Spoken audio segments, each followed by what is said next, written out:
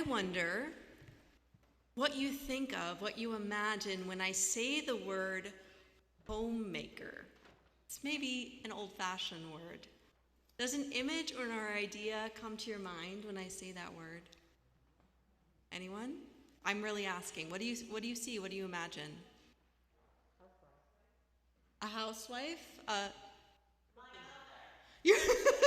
Your mother. Mm-hmm. An apron. Yes, I thought of an apron too.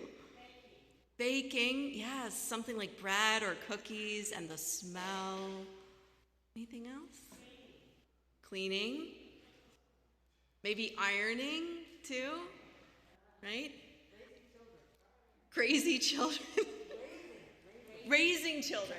Okay, not crazy children. Raising children. Something about laundry. Hanging it out on a line. Yeah. Yes. So we're related. That's probably why I thought of this. I was like, hospital corners, like really tight sheet corners. Someone who can do that really well, right?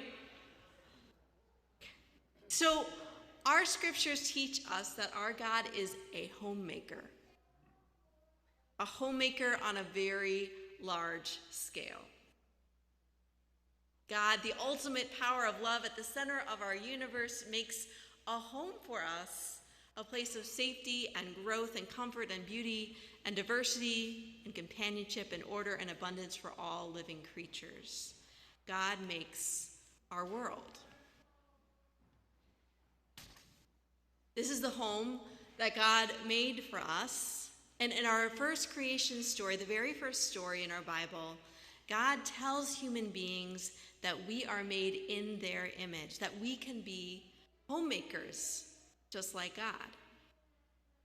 It is our job to make and protect safe places for animals and plants and people who live here on earth. It's our job to make good local homes for this big home that we've been given. Now, making a home is a complicated job. Do any of the adults here struggle with homemaking, I wonder? Let's take a poll about what the hardest part of homemaking is for you, okay? What's your least favorite chore? Making dinner again. Doing the dishes. Yeah, cleaning the bathrooms. A lot of ones for that. Yeah, folding the laundry. Going grocery shopping. Yeah. Raking leaves or shoveling snow. Yeah, paying the bills or doing the taxes. Home repair. Some people love that, but what did I leave out? Is your least favorite chore something I haven't mentioned?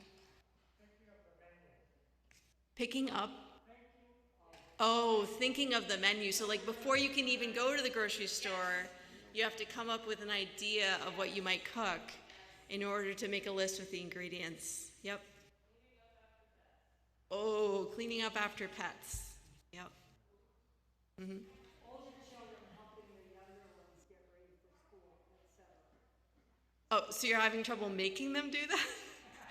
Constance says older children helping younger children get ready for school, which to me sounds like an accomplishment, but maybe it's a chore to try to make that happen in your home if that's your goal. So making a home can be hard, which is maybe why we start learning young. We give children miniature homes to play with. There are many different kinds. I wonder if you guys can look up at the screen and see if any of these look familiar to you. The one that I had is on the bottom right. Fisher-Price 1980s. Right? They're all different kinds. Did any of you have a dollhouse, a small playhouse growing up? Yeah? Or do any of you have some now? Yeah? One at home? It might look different than this. Small playhouses are a way that we can imagine and practice what goes on in a home. We play and we practice. We get to decide, what do we need inside the house to make sure that people have what they need? And what do people eat, and how do they get fed? Maybe it's a diet of entirely cookies in some playhouses. Who cleans the house up, and how often does that happen? How do we spend our days? How do we take care of each other? And how do we have fun? Here is another house, and I hope that you recognize it. This is our church building, which is sometimes called a meeting house. The word church, right, really means the people who gather together to worship and serve, the congregation, the community. Keith is big on this point. And this building is the church's house. Right? This building, this beautiful space that we're in, has something in common with the playhouses that children sometimes use. This is a place where we practice. Here, no matter what our age, we practice being the kind of homemakers that God created us to be. So in this house, we practice taking care of the earth and the wildlife all around us. In this house, we practice taking care of each other, feeding each other with physical and spiritual food, helping one another fully participate in life together, whatever someone might need to do that.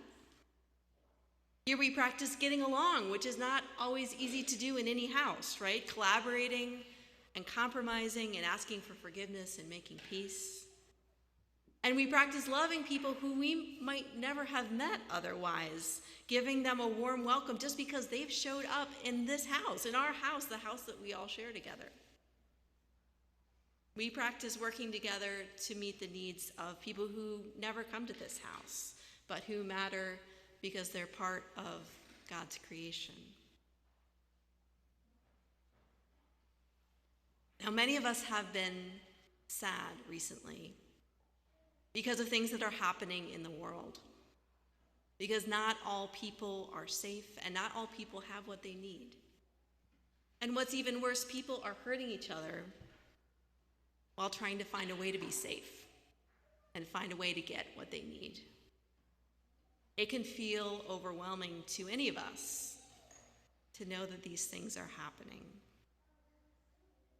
Whenever we feel troubled by all that is going on, we can remember who we are and why we are here.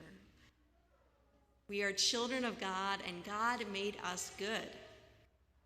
God made us in God's own image to be like God, to be homemakers.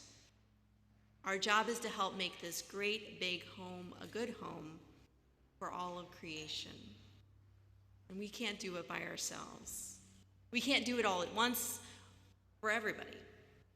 But we can do it day by day, in small ways, right where we are.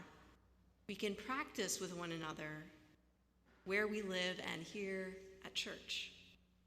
We can take the next small step to welcome and protect all of creation, to notice and celebrate all the good that is being done around us. So I invite you to pray with me. God, thank you for this home that you've given us, big and beautiful and full of amazing things. Help us to be who you made us to be, homemakers who create a safe, welcoming space for plants, for animals, and for other people. By making bread and making peace, protecting land, air, water, wildlife, and precious human bodies. May we be a small part of the great movement, making this planet the good home it was meant to be. Amen.